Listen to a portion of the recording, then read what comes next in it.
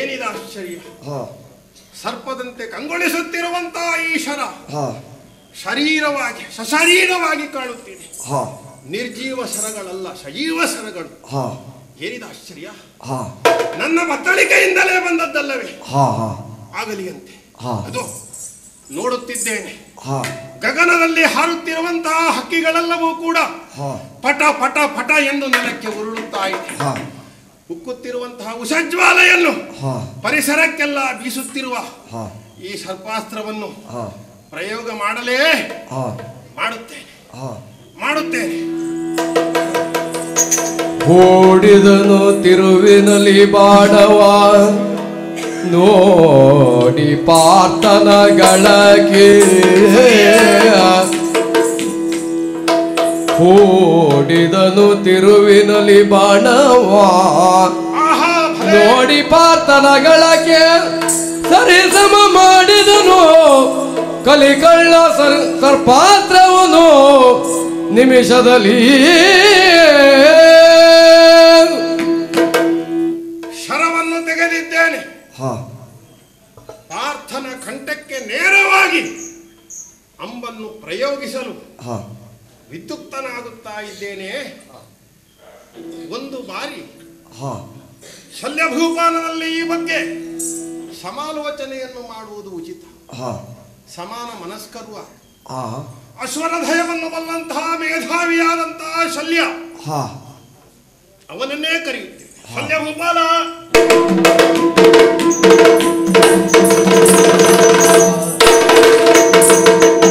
ಕರ್ಣ. ಶಲ್ಯ, ಏನು ರಣಾಂಗಣದ ಪರಿಸ್ಥಿತಿಯನ್ನು ನೋಡಿದೆಯಾ? ಹಾಲಾಹಲಗೊಂಡಿದೆ ಅಲ್ವೇ? ಪಾಂಡವ ಸೇನೆಯ ಸೇನಾಧಿಪತಿಗಳೆಲ್ಲರೂ ಕೂಡ ದಿಕ್ಕಾಪಟ್ಟೆ ಚಲ್ಲಾಪಿಲ್ಲಿಯಾಗಿ ನಿಬ್ಬರಗಾಗಿ ಓಡೋಡುತ್ತಾ ಇದ್ದಾರೆ. ಹೌದು. ಸಾವಿರ ಸಾವಿರ ಸಂಖ್ಯೆಯ ಸೈನಿಕರೆಲ್ಲರೂ ಕೂಡ ಪಲಾಯನವನ್ನು ಮಾಡುತ್ತಿದ್ದಾರೆ. ನೋಡು ಕರ್ಣನ ಚಮತ್ಕೃತಿಯನ್ನು. ಹಿಡಿದಿದ್ದೇನೆ. ಏನು ಸಾರಥಿ ಸರಳು ಪಾಂಡವ ಸೇನೆಯನ್ನು ಗೆಲ್ಲಬಹುದೇ?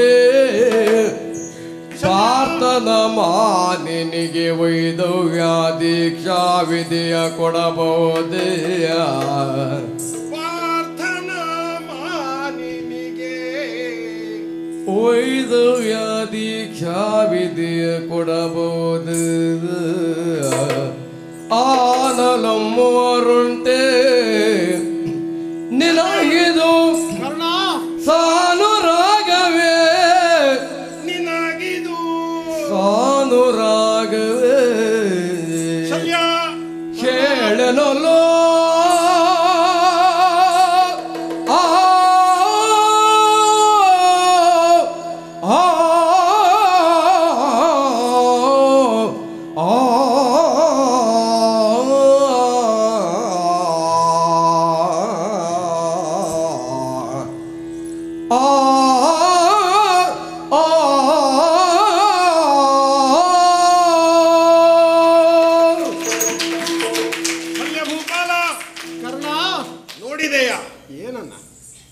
ಜೀವಂತವಾದಂತಹ ಶರ ಪತ್ತಳಿಕೆಯಿಂದ ತೆಗೆದು ಒಂದು ಬಾರಿ ಕರ್ಣನ ಅರ್ಜುನನ ಕಂಠಕ್ಕೆ ನೇರವಾಗಿ ಪ್ರಯೋಗಿಸಲು ಉದ್ಯುಕ್ತನಾಗಿದ್ದೇನೆ. ಆದರೂ ಮಿತ್ರನಾದಂತಹ ಶಲ್ಯನಲ್ಲಿ ಒಂದು ಎರಡು ಮಾತು ಕೇಳಿ ವಿಚಾರ ವಿನಿಮಯವನ್ನು ಮಾಡಿ ಇದರ ಉದ್ದೇಶ ಸಾರ್ಥಕ್ಯವಾದೀತು. ಹಾಗಾಗಿ ಕೇಳಿದ್ದು, ಸರಳು ಪಾಂಡವರ ಸೇನೆಯ ಗೆಲ್ಲಬಹುದೇ? ಅಷ್ಟೇ ಅಲ್ಲದೆ ಪಾರ್ಥನ ಮಾನಿನಿಗೆ ವೈದವ್ಯ ದೀಕ್ಷಾ ವಿಧಿಯ ತರಬಹುದೇ ಎಂದು. ಏನು ಶಲ್ಯ ಭೂಪತಿಗಳು? ಶಲ್ಯನ ಸಾರಥಿತರದಲ್ಲಿ ಒಂದು ಕರ್ಣ ಒಂದು ಉತ್ತುಂಗಕ್ಕೆ ಏರ್ತಾ ಇದ್ದಾನೆ. ಇದು ಶಲ್ಯನ ಪಾಲಿಗೆ ಒಂದು ಸಂತೋಷದ ಕ್ಷಮೆ ಅಲ್ಲದೆ ಇನ್ನೇನು ಹೇಳು. ಆದರೆ ಇಂದಿನ ಯುದ್ಧದಲ್ಲಿ ಪ್ರಾರಂಭದಲ್ಲಿ ರಥಗತಿಯನ್ನು ಬದಲಿಸುವಾಗ ನಾನು ಕೇಳಿದ ಸಲಹೆ ಸೂಚನೆಗಳನ್ನು ಒಪ್ಪದಿದ್ದವ ನೀನು. ಆದರೆ ಶರ ಹೂಡಿದ ಈಗ ನನ್ನನ್ನು ಯಾಕೆ ಕೇಳ್ತಾ ಇದ್ದೀಯಾ? ಏನು ಕಾರಣ ಇದಕ್ಕೆ? ಶಲ್ಯ ಬಹಳ ಒಳ್ಳೆಯ ಮಾತನ್ನೇ ಆಡಿತು. ಇದುವರೆಗೆ ಕೇಳದಿದ್ದವ ಇವತ್ತು ಯಾಕೆ ಕೇಳಿದ? ಹೌದು, ಸರಿ. ಇದುವರೆಗೆ ಹೂಡಿದಂತಹ ಪ್ರತಿಯೊಂದು ಬಾಣಗಳು ಕೂಡ ನಿರ್ಜೀವವಾದಂತಹ ಬಾಣ. ಒಂದು ಬಾಣವನ್ನು ಹಿಡಿದು ಆ ಅಧಿದೇವತೆಯನ್ನು ಧ್ಯಾನಿಸಿದಾಗ ಹಾ ಅದು ಸಜೀವವಾಗಿ ಹಾ ದುಷ್ಟನ ಅಥವಾ ವಿರೋಧಿಯ ಕಂಠವನ್ನು ಕಡಿಯುತ್ತದೆ. ಹೌದು.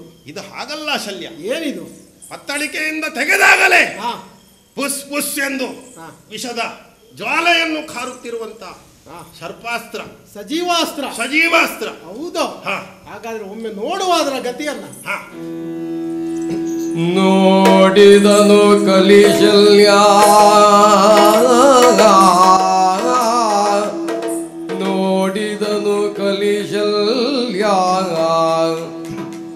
ಮನದಲ್ಲಿ ಮಾಡಿದನು ಬಲು ತರದ ಉಪಾಯವ,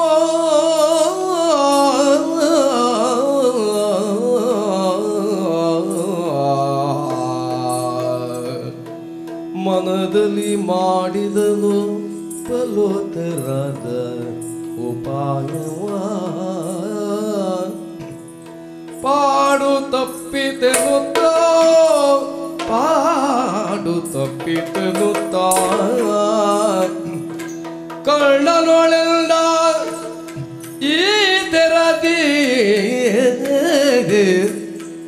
ಕಳ್ಳನೊಳೆಲ್ಲ ಈ ತೆರದಿ,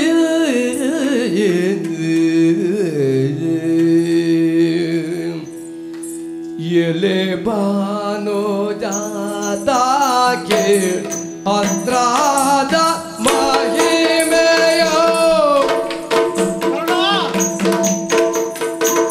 ಎಲೆ ಬಾನೋ ಜಾತಾಕೆ ಅತ್ರದ ಮಹಿಮೆಯ, ನೆಲೆಯರಿಯದೆ ಹೂಡಿದೆ, ಎಲೆ ಬಾನೋ ಜಾತಾಕೆ ಅತ್ರದ ಮಹಿಮೆಯ, ನೆಲೆಯರಿಯದೆ ಹೂಡಿದೆಯ,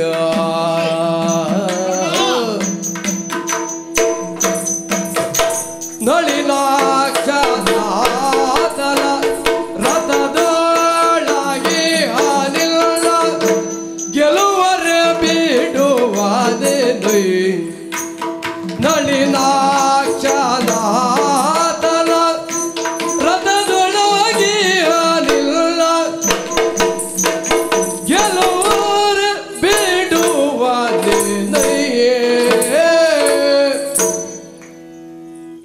ಕರ್ಣ, ಶಲ್ಯ ಭೂಪಾಲ, ಒಮ್ಮೆಲೆ ಪಾಂಡವ ಸೇನೆಯಲ್ಲಿ ಹಾಲಾಹಲ ಎದ್ದಿದೆ.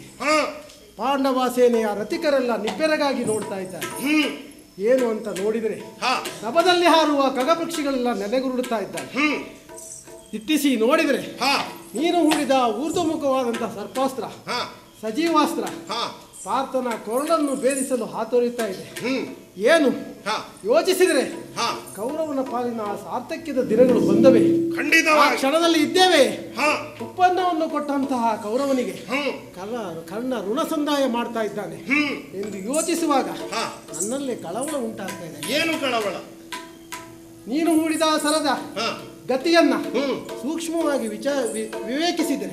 ವಿಚಾರಿಸಿದರೆ ಅವಲೋಕಿಸಿದರೆ ಆತನ ಕಂಠಕ್ಕೆ ಸರಿಯಾಗಿ ಗುರಿ ಇಟ್ಟಿದ್ದೀಯ. ಕೃಷ್ಣನ ಮಹಿಮೆಯನ್ನು ಒತ್ತಟ್ಟಿಗಿಡು. ಸಾರಥಿಯಾಗಿ ಕೃಷ್ಣ ತನ್ನ ಚಾಕ್ಯಚಕ್ಯತೆಯನ್ನು ಮೆರೆದ ಅಂತೇಳಿ ಆದರೆ ಪಾರ್ಥನ ಕೊರಳನ್ನು ಕತ್ತರಿಸುವ ಬದಲು ನಿನ್ನ ಅವನ ಮುಕುಟವನ್ನು ಕತ್ತರಿಸಿತು.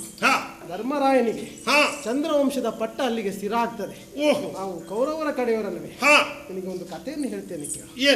ರಾಮ ರಾವಣನ ಯುದ್ಧದಲ್ಲಿ ರಾಮ ಅದೆಷ್ಟು ಬಾರಿ ರಾವಣನ ಕಂಠವನ್ನು ಕತ್ತರಿಸಿದ, ಎಷ್ಟು ಕತ್ತರಿಸಿದ್ರು, ಏನು ಮಾಡಿದ್ರು, ರಾವಣ ಸಾಯಲಿಲ್ಲ. ಹೌದಪ್ಪ. ಆಗ ವಿಭೀಷಣ ಏನು ಹೇಳಿದ ಗೊತ್ತುಂಟೆ? ರಾವಣನ ಜೀವ ಇರುವುದು ಅವನ ನಾಭಿಯಲ್ಲಿ, ಎದೆಯಲ್ಲಿ. ಶರದ ಗುರಿಯನ್ನು ಬದಲಿಸು, ವಿಜಯ ಆಗುವಂತ ರಾಮನಿಗೆ ಸಲಹೆ ಕೊಟ್ಟನಲ್ಲವೇ? ಈಗ ನಾನು ನಿನ್ನಲ್ಲಿ ಕೇಳಿಕೊಳ್ತಾ ಇದ್ದೇನೆ.